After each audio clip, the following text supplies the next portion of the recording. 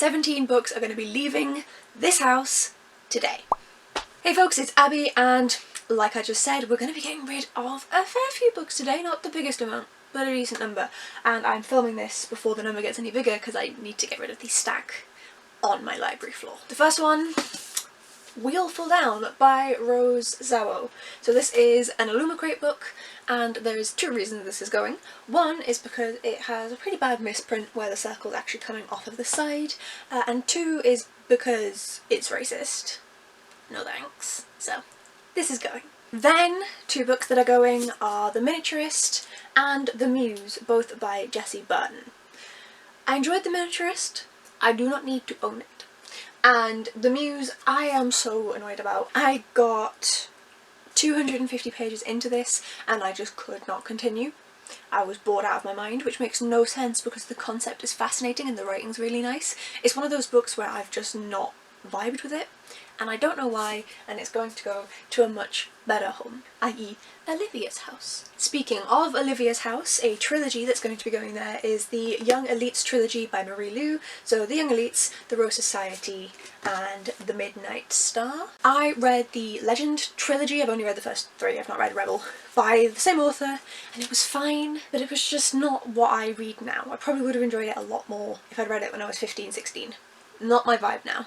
I have this entire trilogy, what is the point? It's meant to be really good, it's meant to be really fun, but it just does not sound like my sort of series. These are going to go to Olivia. I'm sure that she will enjoy them a lot more than I ever could, so it makes more sense. Sticking with popular YA books, I'm going to be getting rid of Clockwork Angel by Cassandra Clare. So I got rid of the second two books in this series, Clockwork Prince and Clockwork Princess, before I moved into this house. That's a while ago. But I kept this one because I think I put it on a TBR or something, and I read it and it's alright, it's enjoyable.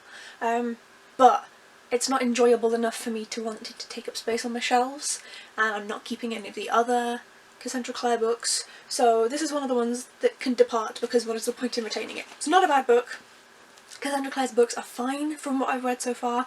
They are like junk food. They're not good, but they're enjoyable. That one can go. One that most of you won't have heard of is The Undertaker's Daughter by Kate Mayfield. So it's a memoir, but it's written as though it's a fictionalised tale of events. I don't know if that was Kate Mayfield's intent, but that's how it's come across. And it's interesting. I enjoy topics of death. Don't ask why.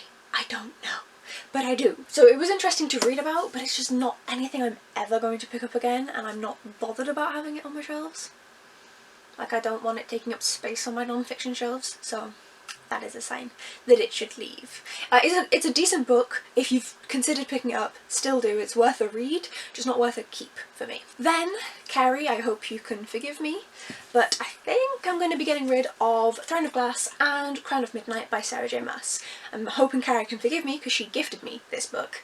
I found these fun, but I didn't love them, and then I had Air of Fire. I owned it, and I already unhauled that because I was refusing to read it because it was too long and I didn't care enough. But then I keep hearing things now that, like, apparently it gets better after Air of Fire. So can someone who has read the series and who knows my reading taste let me know whether I will actually enjoy these or not? Because if so, then I'll keep these. I will retain them if it's something that I will enjoy. But, like, there are some of you that know my reading taste scarily well, and I would really appreciate your input. Thank you. Another beloved book, I Could Have Thrown on the Roses, again by Sarah J Maas. I even spray painted my own edges on this one. This was done by me. I got this second hand. It was previously owned by someone in year 8. Concerning. This book is fine, but I'm not really that into romance plots, so the fact that this is like a fantasy romance, not my sort of thing, so it can go to someone who will appreciate it and who may get excited seeing sprayed edges on it. I actually used this copy as my test for when I was starting to learn how to paint my own sprayed edges because I didn't care if I ruined it, so that's what I think about that book. It's fine. Then, welcome to my indecisive brain, another one that I'm tempted to keep. It's called The Tenderloin by John Butler.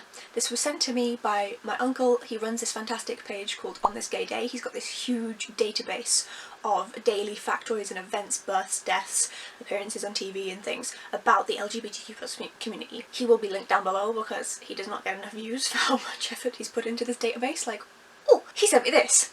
Ergo, I'm assuming it's gay. It doesn't say on the blurb, but I assume so.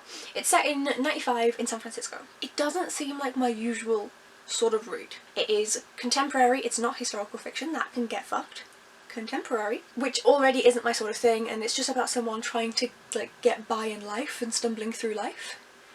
Not my usual thing. However, I recently read Tales of the City by Armistead Maupin, and I loved it, and I'm reading the rest of that series, partially because my uncle sent me the rest of the series after I loved that book, so thank you very much, Alex. So like part of me's like, well, maybe I'll really enjoy this one too. I don't know. I do not know. So that might get rehauled. This one, some people are going to be so happy about. American Gods by Neil Gaiman. Hannah from Lanatem would like to burn every copy of this in existence. This is a chunker of a book. I'm glad that I've been able to finish it. It's 650 pages and the concept of it is fantastic, but the execution was poor. I ended up giving this 3 stars because I was so interested in all of the factoids that Neil Gaiman had researched and put in, but was not enjoying the kind of actual writing of it. Also, there are a fair few problematic elements in here, just FYI. Trigger warnings as always are in the description. It's so pretty, but it can go. My partner read this and loved it, so I'm debating maybe swapping this out for his version, unhauling his version, because I got him it and it's just the TV cover, so I might make him keep the pretty one so that I still have it. What is the good in having a partner have an entire bookshelf in my library if I can't then use it for my own game? No use. Then a book that I didn't actually intend to have on my shelves. I unhauled this to my dad and he read it, and then he did not understand the unhauling aspect and gave it back to me with the recommendation saying it's really good. I only gave it to him because it's The Bitter Trade and my dad loves coffee. But I unhauled it in the first place. I really tend to struggle with historical fiction, even though this is meant to be good. I just think it will be better enjoyed somewhere else. It's a pity that I'm not going to get to read a book that my dad enjoyed, but my TBR is huge, so this needs to go. And then these final 3 books are all ones that I have DNF'd. So the first one is 3 Sisters, 3 Queens by Philippa Gregory. This follows Margaret, which is Henry VIII's older sister, who ends up being married off to King of Scots. It also says that it follows Catherine of Aragon and Margaret's younger sister Mary, but it's only Margaret's point of view. The concept is fascinating. I went and googled these characters afterwards to learn more about them, but it's not written in a way that I enjoyed because I didn't want to waste my time. And then the final 2 books actually match, and they are both by the same author, Stephen King.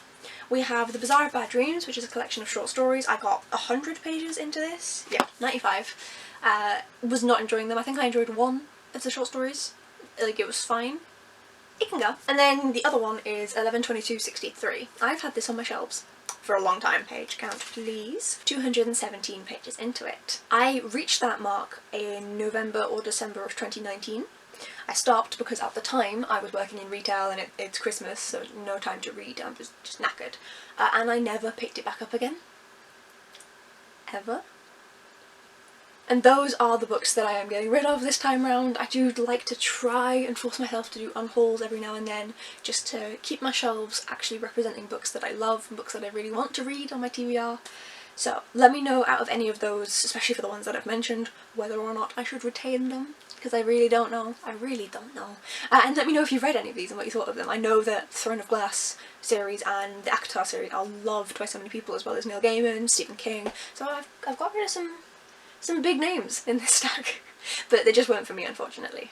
If you'd like to see any more from me, then please do hit the subscribe button down below and hit like if you enjoyed the video, and I shall see you folks in the next one. Bye!